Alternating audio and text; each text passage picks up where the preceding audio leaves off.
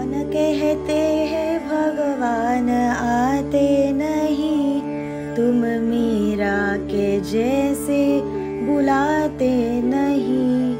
अच्युतं केशवं कृष्ण दामोदरं रामनारायणं जानकी वल्लभम। हे गीत कानी पडले ना की अगदी मन कृष्णमयी होऊन जातं। कृष्णाचे ते निळेभोर तेजोमयी रूप आठवते। राधा कृष्ण यांच्या अतूट प्रेमाचे दृश्य डोळ्यासमोर उभे राहते।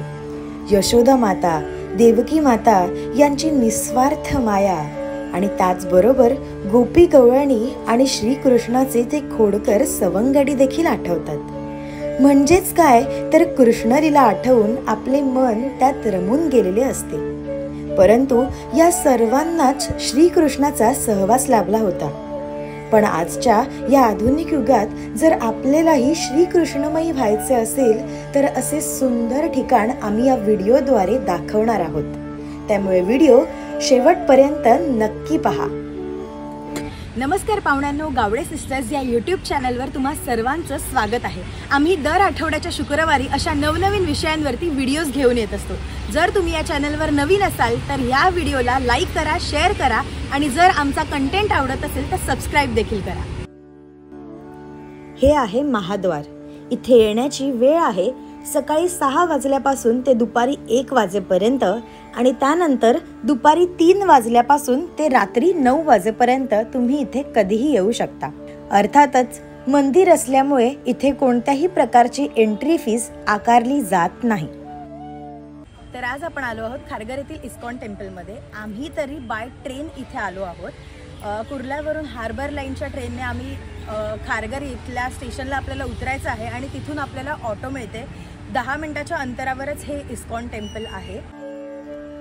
भारतातील सर्वात मोठं हे दुसऱ्या क्रमांकाचं इस्कॉन टेम्पल मानलं जातं।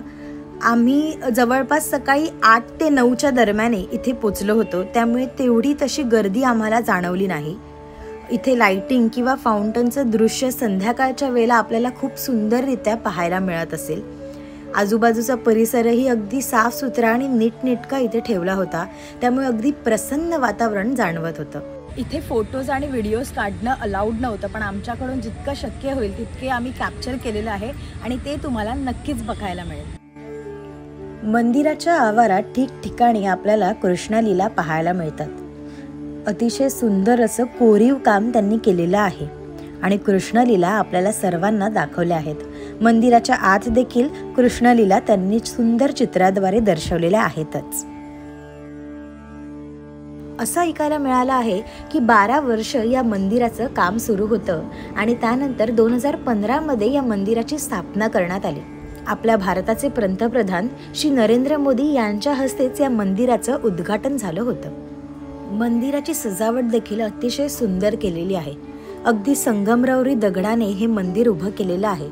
या संगमरवरी दगडावर देखील सुंदर सुंदर बारीक नक्षीकाम केलेले आहे। सकाळचं मात्र इकडचं वातावरण अतिशय प्रसन्नमयी वाटते, कारण आपण या आवारात कुठेही फिरलो तरीही कृष्णाचे मंत्र आपल्या कानी सतत पडतच असतात आणि त्यामुळे एक वेगळ्याच प्रकारची सकारात्मक ऊर्जा आपल्याला स्पर्श करून जाते। आता खरी कमाल आहे ती तर आत प्रवेश केल्यानंतर। बाहेरचं वातावरण तर अगदी सकारात्मक आहेच, पण आत प्रवेश केल्यानंतर आणि त्या श्रीकृष्णाचं दर्शन घेतल्यानंतर मन अगदी तृप्त आणि चैतन्यमयी होतं। त्यात सुंदर योग जुळून आला होता, तो म्हणजे एका महाराजांचे तिथे प्रवचन होते आणि बरेचसे भक्तगण तिथे त्यांचे प्रवचन ऐकण्यासाठी सुद्धा बसले होते, त्यामुळे आम्हालाही त्यांचे ते गोड शब्द ऐकायला देखील मिळाले।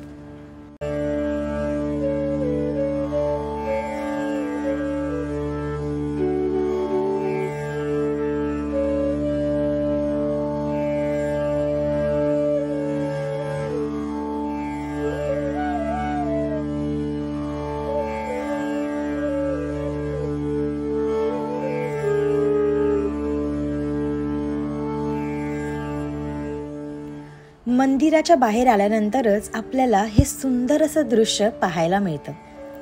आपण इथे जरी कितीही लांबून आलो असलो तरी दर्शन घेतल्यानंतर आणि हे सुंदर दृश्य पाहिल्यानंतर आपला थकवा कुठच्या कुठे निघून गेलेला असतो.